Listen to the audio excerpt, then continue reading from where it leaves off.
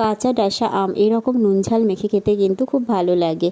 তো কে কে এরকম নুন ঝাল মেখে খেতে পছন্দ করেন? এই রকম খেতেও ভালো লাগে। আবার অনেকেই আছেন গাছের ডাসা কাঁচা আম খেতে খুব পছন্দ করেন কাসুন্দি দিয়ে মেখে।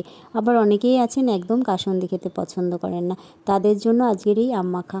এই যে এখানে আমি একদম ডাসা কাঁচা আম নিয়েছি।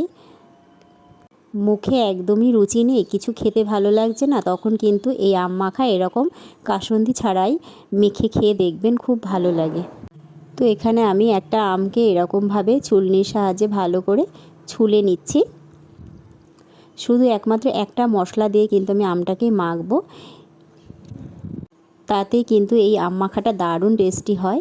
এখানে আমটাকে ছুলে নিয়েছি, যেভাবে আমটাকে আমি ছুলে নিয়েছি ঠিক সেই রকমভাবেই আমি কিন্তু ছুলনির সাহায্যে এইরকমভাবে আমি আমটাকে কেটে নেব। এই যে এইরকমভাবে, যেরকমভাবে খোসা ছাড়ায় ঠিক সেরকমভাবেই সমস্ত আমটাকে আমি ছাড়িয়ে নিচ্ছি।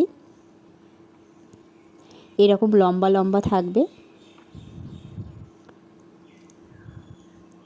এই যে সমস্ত আমটাকে কিন্তু আমি এরকমভাবে করে নিচ্ছি।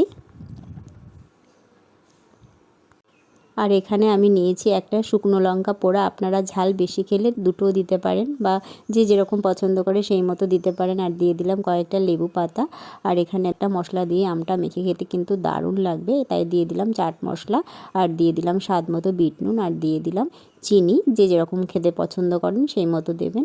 দিয়ে আমি ভালো করে চটকে মেখে নিচ্ছি। এই যে মেখে নিয়েছি। এই রকম করে চাট মশলা দিয়ে কিন্তু আম মাখা খেতে দারুণ লাগে। এই যে আমি এখানে একটু টেস্ট করে দেখছি, দারুণ লাগে খেতে। দুপুরবেলা একবার খেয়ে দেখুন।